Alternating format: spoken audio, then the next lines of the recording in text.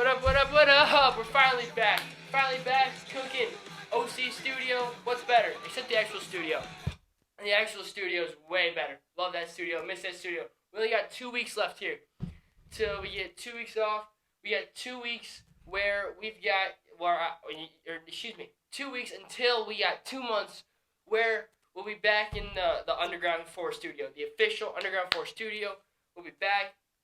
I'm trying to line things up for when I come back. I doubt anybody listens to this show, but what I'm trying to do is I'm trying to get people who haven't been on the show.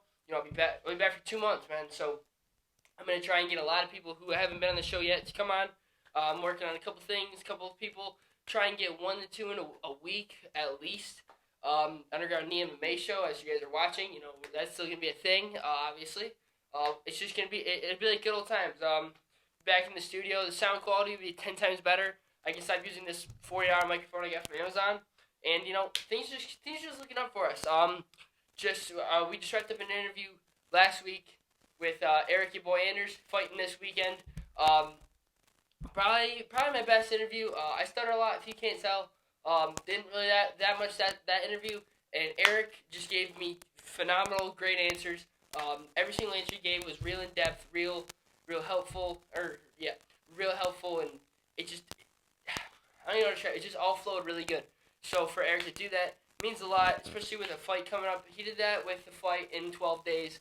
So for him to do that, him to take the time to do that, it just shows what kind of a good person he is. This channel's got 119 subscribers, 193 Instagram followers, and he took the time out of his busy day, out of his career, out of his training to come talk to me, for me to share with the world. It means a lot. Really looking forward to it. Today's Tuesday. It's when this is gonna be uploaded. I upload the same day.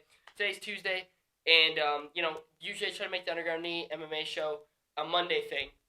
Didn't get to it Monday, or it was actually yesterday. Didn't get to it yesterday just because it's been so busy.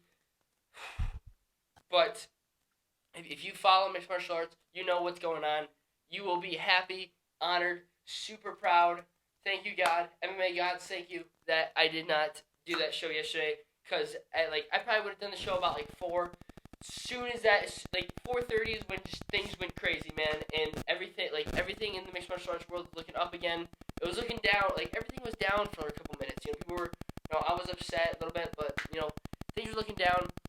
But things are looking really good right now, man. Really, really good. So strap in. This is gonna be a great episode. This is probably gonna be one of my best episodes. I'm feeling it today. I'm feeling pumped. I'm excited. I'm rearing. I'm ready to go. I got some chocolate milk. I'll explain everything in a minute. Got the Mac right here. Life's good. Let's get after it. Let's go. So you guys obviously know I don't like to start off these shows by just kicking in straight into what's going on. So let's talk a little bit.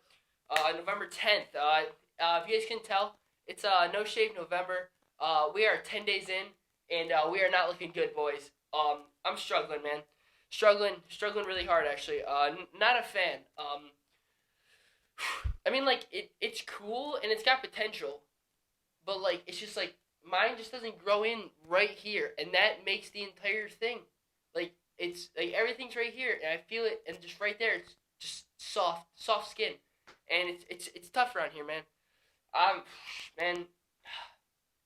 I'll be surprised at myself if I can make it through entire November. We got Thanksgiving coming up in 16 days, and I don't know if I'm gonna be able to go to Thanksgiving dinner and be and show this off.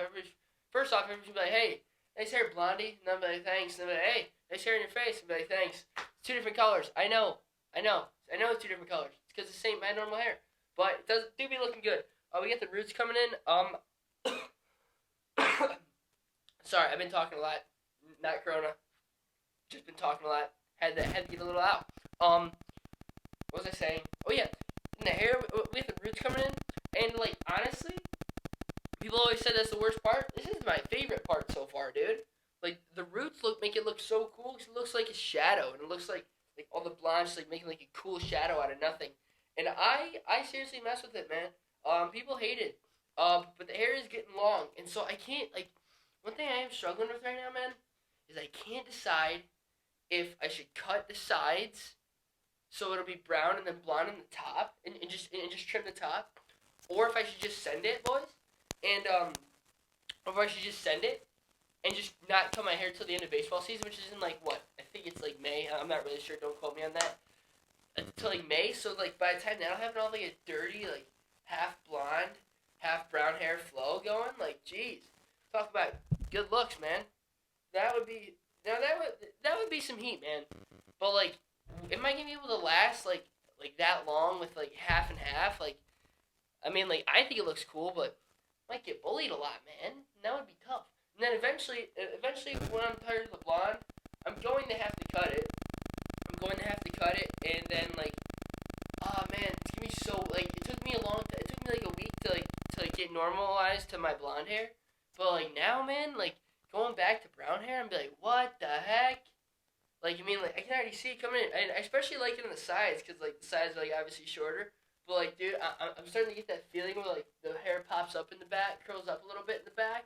I can feel like the flow streaks. No, and so like I mean like I know it ain't much right now, but like I miss my long hair, man. I always cut it, man. Like I always say I miss long hair. As soon as it gets long, I'll mess with it. So I guess we'll see if I can send it hard enough this time. Cause right now, man, I've been failing at sending it a little bit, boys. I don't know. I think I'm just gonna do it, boys. I think it's just what I get it. Anyway, you're probably wondering why I have a quart of chocolate milk. This is my new thing. I go to the gas station in Olivet. Shout out to the gas station in Olivet, Michigan. And I just buy a quart of chocolate milk, and I finish it in, like, an hour. It's kind of my thing. The thing I don't like about them is they're really hard to open, and one time there's a hole in the top, and that was bad, because then it spilled everywhere. So I didn't like that time. But besides that, had no bad experience. I just drink it straight from the cart.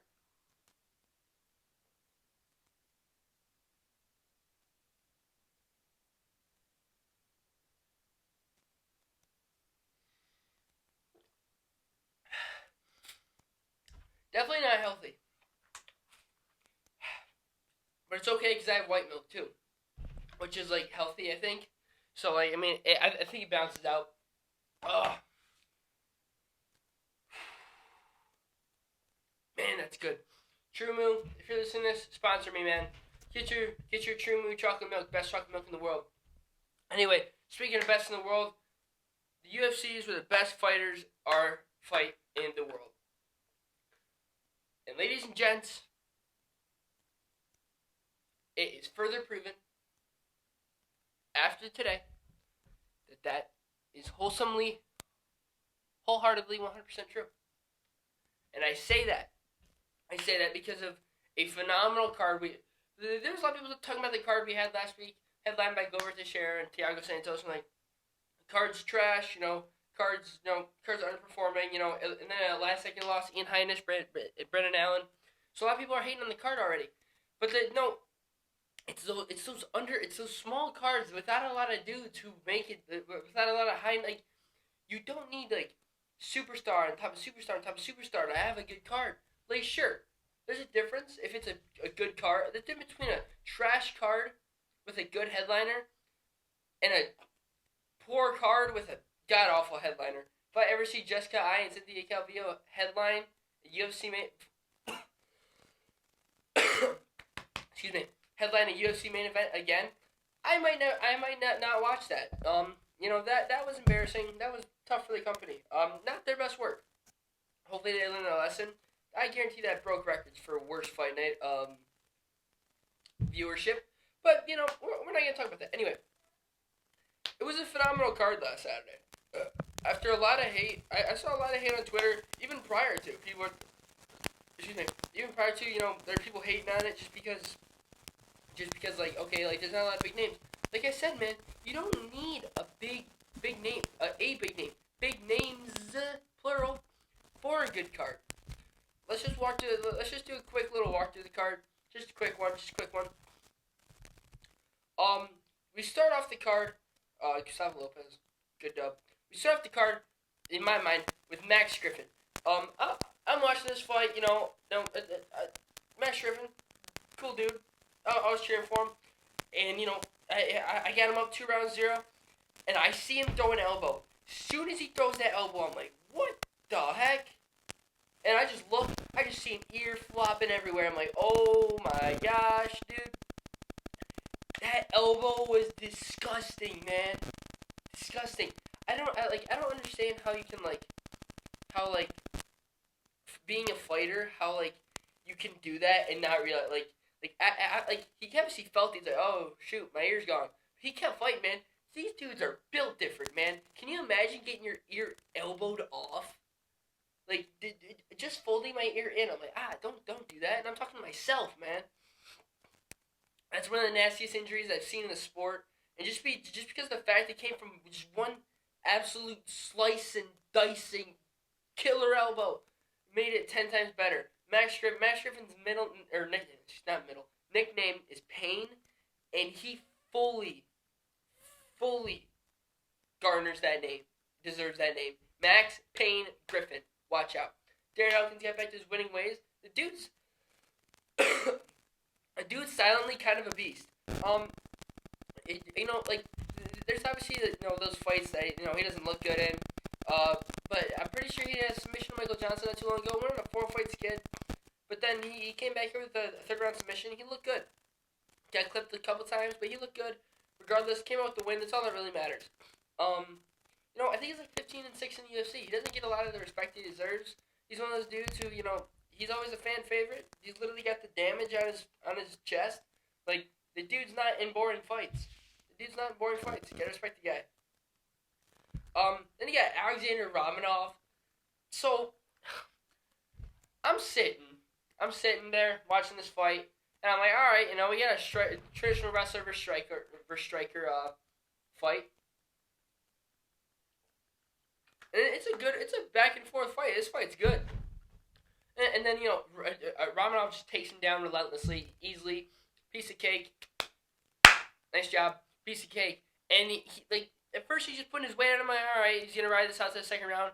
Then all of a sudden, I don't even know who said. I think it was John Anik. He's like, is he out? I'm like, what is he saying?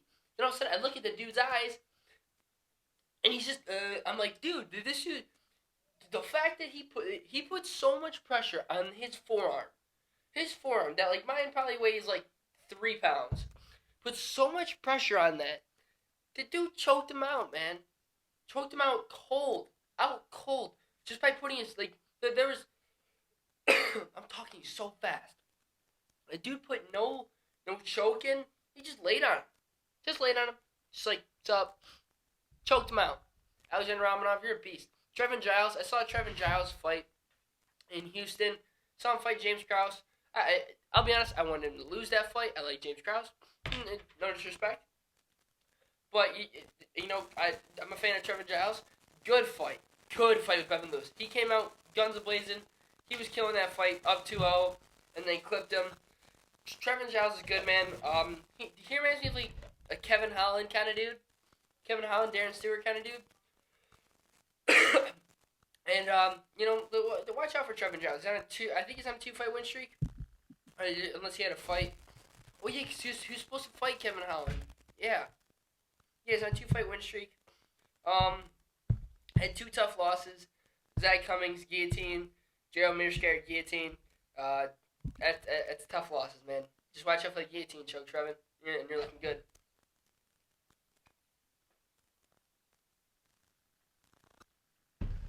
Next, main card, we got the second coming of Weili Zhang. Yan Xiaonan, I think that's how you say it. She fights exactly like Weili Zhang fights.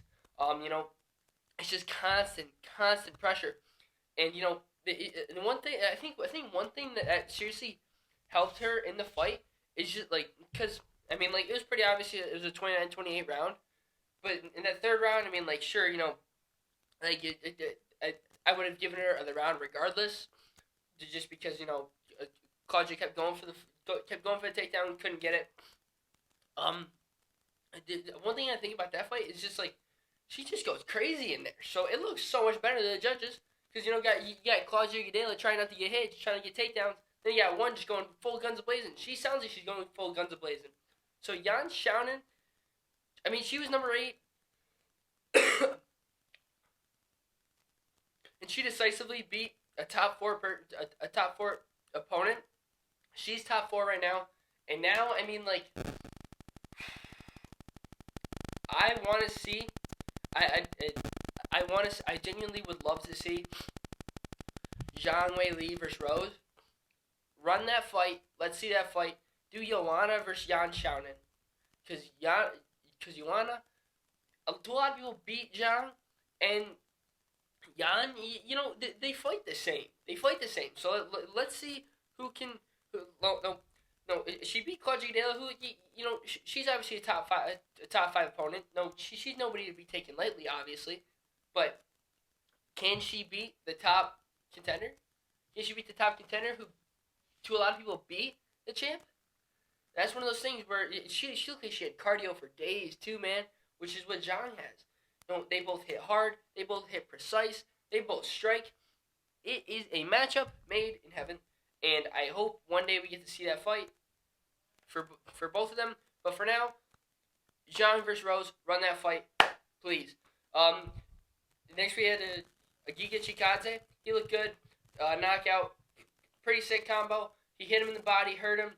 He lowered his shoulder. He lowered his arm, hit him in the head. Clean TKO for the win.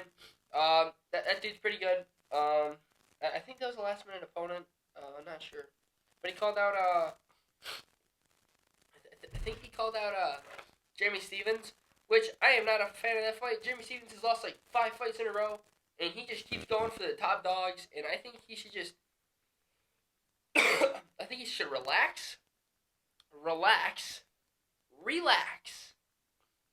and then fight an unranked dude who doesn't have a lot of hype. Because Giga Chikadze is looking GOOD, man. 12-2 on the career. Jeez. 70 ads just popped up. Jeez. Yeah, he's on a 5-fight win streak since he got in the UFC. That was his first knockout in the UFC. But, beat Brandon Davis. Brandon Davis is a good fighter. Watch out for him. But he's had 4 fights in the UFC. And they were all within 14 months. Or, excuse me, he had 5, wait, 1, 2, I can't count. 5 fights in the UFC, and they were all within 14 months. So he's staying active. So, I mean, that's what you have to watch out for. You gotta watch out for the fighters who like to stay active. Because those are the dudes who you do not want to mess with. Because the dudes who stay active are dudes who are hungry and just want to make a name for themselves. Hani Barcelos, Khalid Taha, that was fight of the night. I think it was anyway, but that was fight of the night definitely. I don't know how neither of them got knocked down at all. Even, I mean, I think Barcelos touched him up good, but Taha looked good, man. I feel like this is one of those fights where it was a unanimous decision loss for Taha, but his stock only goes up. Barcelos, like, to think that he's not ranked at 135, just shows you how deep and how complex and how phenomenal that 135 division is. And Hani Barcelos is a top 15 dude. He's just, he has to take somebody's spot. I think for the bantamweight division, they should just quit rankings, because everybody in that division is a top dog. Best division in the UFC. It's the deepest division in the UFC. Best, my opinion. Lightweight, don't argue with me. We'll get into that later. Didn't expect this. Tanner Boser came out left with the loss against Arlovsky. I was really high on Tanner Boser. I thought he took the first round. The second round Arlovsky took. Third round could have went it either way. I think that the scorecards were I think 2 gave him the first or something. 1 gave him the third. It's just it was weird scoring. But regardless, loss. Arlovsky, 41 years old, pulling. I think that was the second win in a row. Let me see. Yeah, that was the second win in a row, both by unanimous decision. I mean, it was not too long ago he said that it wasn't too long ago that he said he's still entering his prime and he wants to fight for a title soon, and he's going to be a champ again at heavyweight. And we all kind of laughed. And I mean, we're still kind of laughing at him, let's be honest here. But being 40 years old and winning 3 out of your last 4, and your one loss is in 9 seconds to one of the hardest hitting dudes we've ever seen, ain't too shabby, my guy. Ain't too shabby. Main event. Jeez, took me like 7 M's to say that. Main event. It was the most boring, fun fight I've ever seen in my life, I think. You've got first minute, Santos knocks him down. I'm like, let's go. So I'm a big Santos guy, always been. I'm not a Glover Teixeira hater by any means. I think the dude's awesome. Dude's a great guy. I just wanted to see Santos win that fight. I'm like, let's go. And I don't know what, but like when Glover Teixeira gets hurt, I think that he like gets. I think that like it like gets him excited. He's like, whoa, and then like goes crazy and somehow reverses every single position, every single time, and comes out with the and comes out on top. And after that happened, he wrote him out, and then second round, first 10 seconds takes him down. I'm like, he's gonna finish him. Just rides him for 5 minutes, and then almost saved by the bell. If that round's 5 seconds longer, he gets a tap. But he survived. Third round starts, and Teixeira goes out there. And Teixeira clips him. I'm like, oh shoot, let's go. Excuse me. I'm like, oh shoot, let's go. And he just wastes all his energy. Trying to get the finish because he knew, like, hey, the longer this gets, he doesn't look like he gets tired much. So he's got to get him out of there. And, unfortunately, it's just, I don't know how he does it. But every single time he gets hit, he gets excited, pulls off some weird stuff. Jeez. And ends up on top. So, and then he eventually got the submission win. But now for light heavyweight, it's a very, very strange. It's a very strange concept, because you've got Israel Adesanya and Jan Blachowicz who are supposed to fight, but at the same time you got a 41-year-old who's on the tear of his life. At 41 years old, who's on a 5-fight win streak against the best you've got to offer, and you're gonna make the dude pass him a shot. To me, I think what the UFC should do is just do Teixeira and Jan and just give Robert Whittaker a shot, man. Because I know it's not the most fun fight. It ain't the best selling fight they're ever going to do. But if somebody deserves it, man, somebody deserves it. Beating Darren Till and beating Jared Cannonier after, reigning over the division forever. Not forever, but going 50 minutes with Yoel Romero seems like forever. Just give the man a second shot. We all know what's going to happen. No disrespect to Rob. We all know what's going to happen. Adesanya will piece him up. And then, I don't know. I think that they should do that fight. Just be good people. I think the UFC should just do the right thing here and give the two people who deserve shots the shots. If you're going to sit here and tell me Glover Teixeira and Robert Whittaker don't deserve shots, then you don't know anything. I guess you can make a case for Robert Whittaker not to, but to me it's silly. There's nobody for him to fight there, unless you want to see him fight Paulo Costa, but I personally don't. I don't know what that proves. I don't know what that proves. Paulo Costa just lost, and at this point, match him up with Darren Till once Till gets healthy.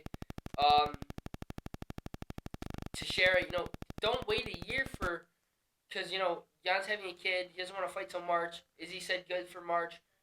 But, don't make a 41-year-old man who'll be 42 at the time wait a year for a title shot that he deserves. Glover's been staying active. And if somebody stays active, it means that they deserve something, man. So give the man a shot. Give the man a shot. Let him ride off into the sunset. Then, let's be honest, he gets that belt, he might retire. But yeah, that's what next. What's next? What should be next is Glover Teixeira versus Jan Blachowicz for the belt, and Thiago Santos. Jeez, jeez, jeez. I don't even know actually. I don't even know. Thiago Santos versus. No, they're already fighting. Nikita Krylov, I guess. I don't know. Dominic Reyes is matched up with Yuri, which is a phenomenal fight. Yuri's gonna get Dominic's gonna get pieced up again. Makes me 10 times happier. Don't want to see him versus Smith. I guess I could see him versus Volkan. But this division top seven's all even people. Like the person who is the champ in this division won't be the champ for long because there's nobody in this division who's phenomenal, but there's nobody in this division who's bad. And so this division, you have the addition of Yuri Prochazka, who's a beast, animal, tank, engine, killer. He's killer. He's killer for 205. Probably end up being champ soon. If he beats Dominic Reyes, he's getting a title shot. I don't know, man. The division's interesting. So let's start wraps up on that. But yeah, last weekend we saw Corey Smith. We saw Corey Anderson. Go at it. In his Bellator debut, they beat up a senior citizen. It kind of made me feel bad actually. I was like, this dude is 44 years old and he is fighting a dude 6 inches taller than him and like 10 years younger than him. Who made this fight? Who sanctioned this fight? And who thought it was a good idea? Scott Coker, be better than that. Corey Anderson, just think she deserves more, so he went to Bellator to fight trash cans and look good in main events. A win's a win, good for you, but geez. If we were beating up senior citizens, then why doesn't Conor McGregor have a belt yet? Just being honest. We do have a good Bellator card this week coming up. The always fun Aaron Pico's on the prelims. That tells you just how good it is. And then we got Carvalho versus Patricky Pitbull. Honestly, man, this is tough. It's tough to say this because I'm going to get some backlash. But the best 145er in the world, Patricky Pitbull. Dude's an animal. I love this dude. He's one of my favorite fighters in Bellator. I'm totally watching this fight. Against Pedro Carvalho. I think that's his name. I don't know. I guess we'll see. Pedro Carvalho. If that's wrong, sorry. It should be a good fight. I think Patricky Pitbull will win. Featherweight Grand Prix is back. Entire Featherweight Grand Prix is sick. We got AJ McKee versus Darren Caldwell coming up. And then Pitbull versus Weichel and Sanchez, whoever they are. Man, I'm not huge in the Bellator, but I've been watching it a lot. Austin Vanderford, Mr. Van Zant, came out with a hefty win. Nice win over there on Thursday. He looked good. A lot of things going for him. He's looking really good in Bellator. Good for him. Card this weekend. What is the card this weekend? Why am I drawing a blank?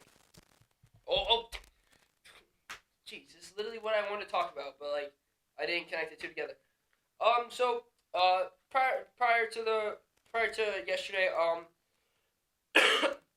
we had Paul Felder and we had Islam Makhachev versus Rafael Dos Anjos going into the fight. Okay.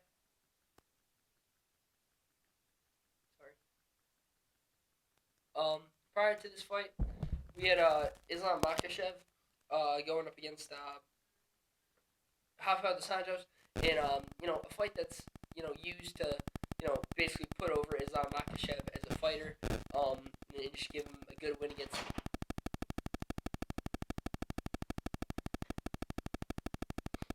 Just give him a good win against Rafael Dos Anjos, a former champion, somebody they can market, and obviously came down with a staph infection, tough loss. It's been a tough road for.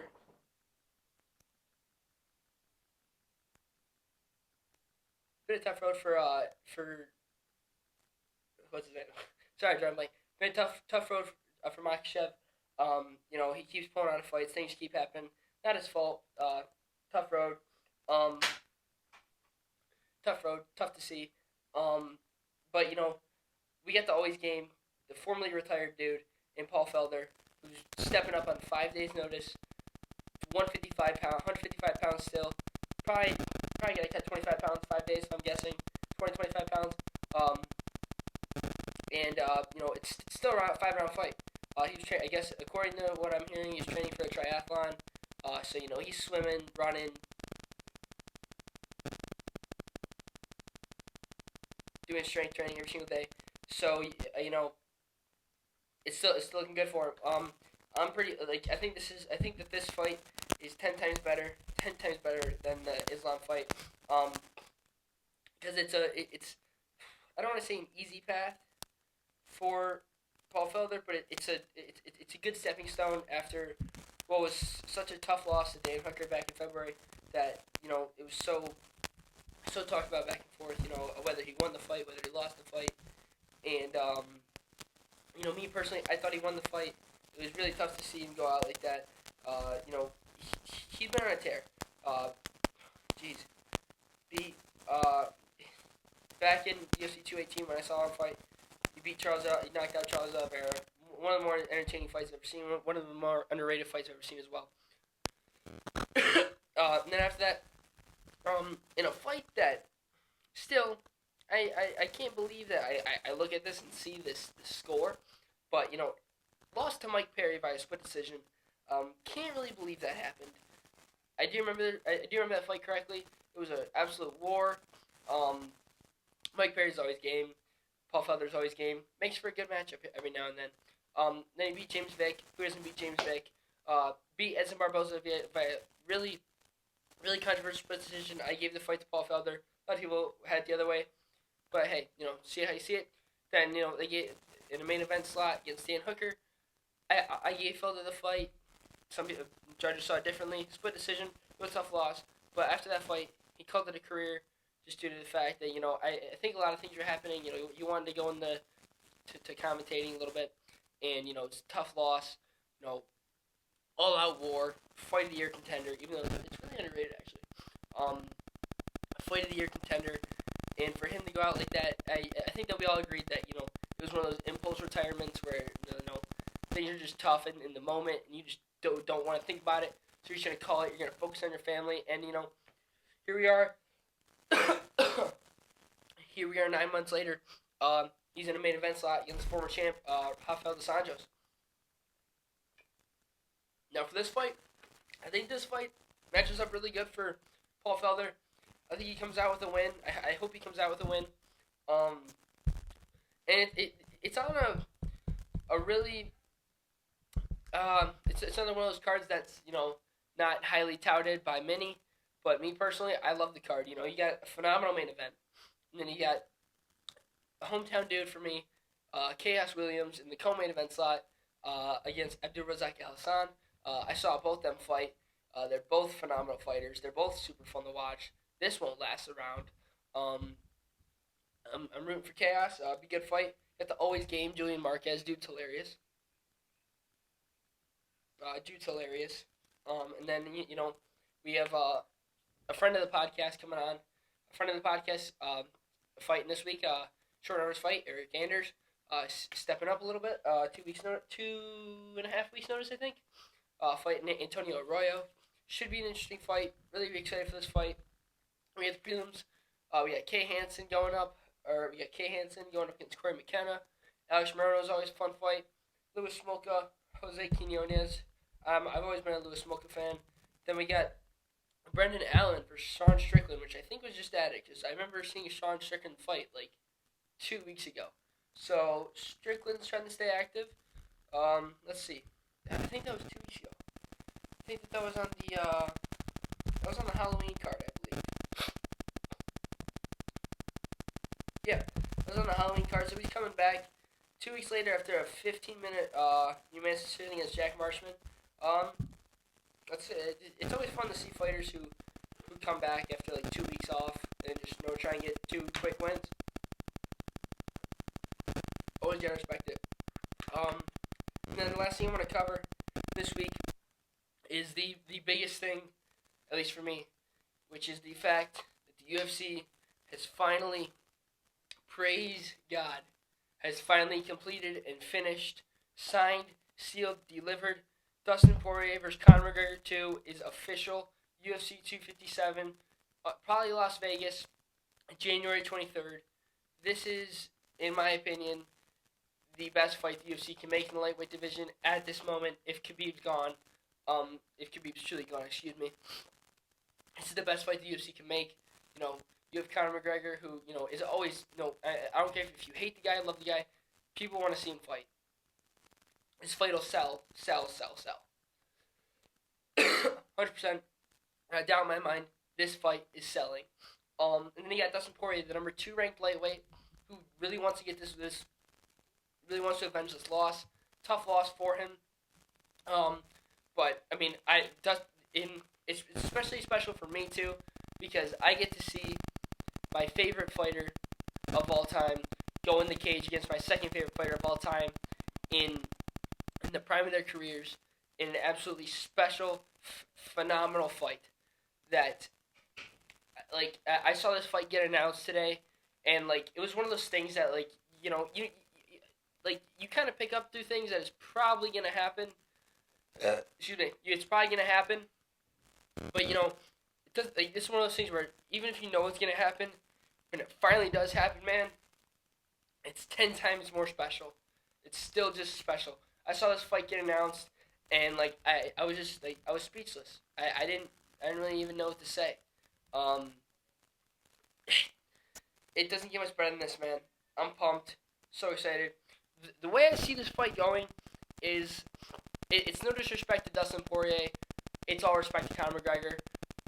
I love these two dudes so much, and it's so hard for me to say it, but it's got to be said.